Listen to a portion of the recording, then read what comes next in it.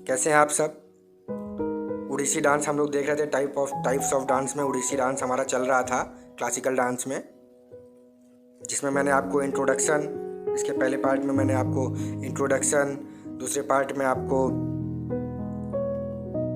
इसका रूपरेखा, इसका इंस्ट्रूमेंट कौन सा इसमें यूज होता है, कैसे स्टार्ट होता है, कैसे एंड होता है, इन सब बारे में मैंने आपको बताया है। अब आज हम लोग देखते हैं हिस्ट्री ऑफ उड़ीसी डांस और उड़ीसी डांस की कुछ स्पेशलिटी, मुद्राएं, इसके मेन कलाकार कौन से हैं, कॉस्ट्यूम क्या है, इन सब के बारे में आज हम लोग देखेंगे। तो इस नृत्य का जो जन्म हुआ है वो बुद्धकालीन सहजयान और वज्रयान शाखाओं की साधना से हुआ है। इस नृत्य का अस्तित्व आपको उड़ीसा के हिंदू मंदिरों की मूर्तियों में, हिंदू, जैन और बौद्ध धर्म के पुरातात्विक स्थलों में नृत्य के मुद्राओं को देखने से पता चलता है।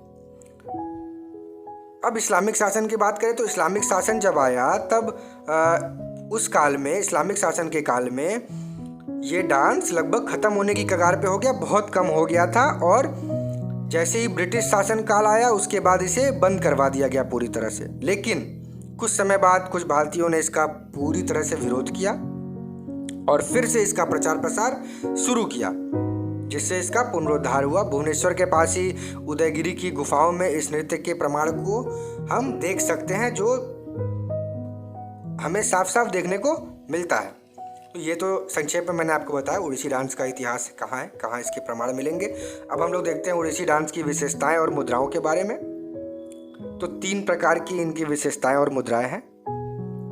पहला हम लोग देखते हैं दर्पणी भंगी जो है, उसके बारे में हम लोग देखते हैं। श्रृंगार करते हुए नर्तकी अपने आप को दर्पण में देखती है, मतलब शीशे में, इसलिए इस मुद्रा को दर्पणी कहा जाता है।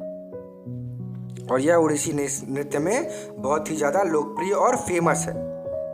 दूसरा हस्ता हम लोग देखेंगे कि हस्ता क्या है। तो उड़ीसी डांस में जो मुद्राओं का प्रयोग किया जाता है उसे हस्ता कहते हैं। तीसरा वेणु क्या है, इसके बारे में मैं आपको बताऊंगा।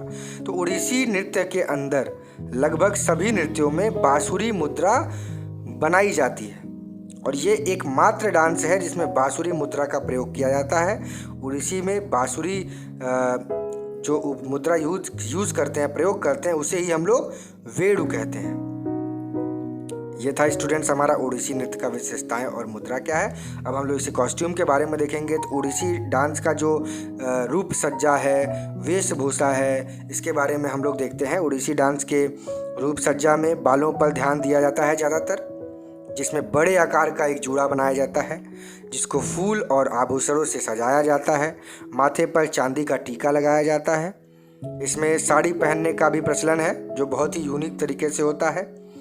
यह साड़ी स्थानीय रेशम से बनी होती है, जो जिस उड़ीसा के ही में ही पाए जाने वाले रेशम से बनी होती है।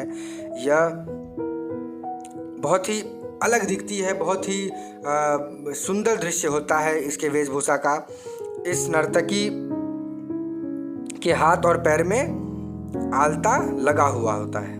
जो भी नर्तकी इसमें डांस करती है उसके हाथ और पैर में आलता लगा हुआ होता है। ये उसके वेशभूषा और रूप सज्जा के बारे में हो गया।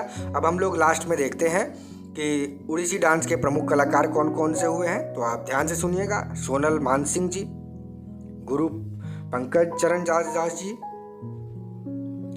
सोनल मानसिंह जी, गुरु पंकज चरण दास जी, गुरु केलुचरण महापात्र जी, गुरु रंजना गौहर आदि ऐसे लोग कुछ मुख्य कलाकार हुए हैं जो उड़ीसी डांस को बहुत ही आगे ले गए, जिनके वजह से आज उड़ीसी डांस का एक अस्तित्व है। यही उनके मेन कलाकार हुए हैं जिनको हम लोग बहुत ही भली भांति जानते हैं, जो भी उड़ीसी डांस करते हैं। तो स्टूडेंट्स, ये था हमारा उड़ीसी डांस का मेकअप कैसे होता है, कॉस्ट्यूम क्या है, उसका हिस्ट्री क्या था, इनके मेन कलाकार, ये हमने देखा। इसी के साथ में हमारा उड़ीसी डांस आज ख़त्म होता है। फिर आगे हम लोग दूसरे डांस के बारे में देखेंगे। तो इसी के साथ हम लोग आज का वीडियो यहीं एंड करते हैं students. God bless you, keep dancing, keep learning, stay home, stay safe.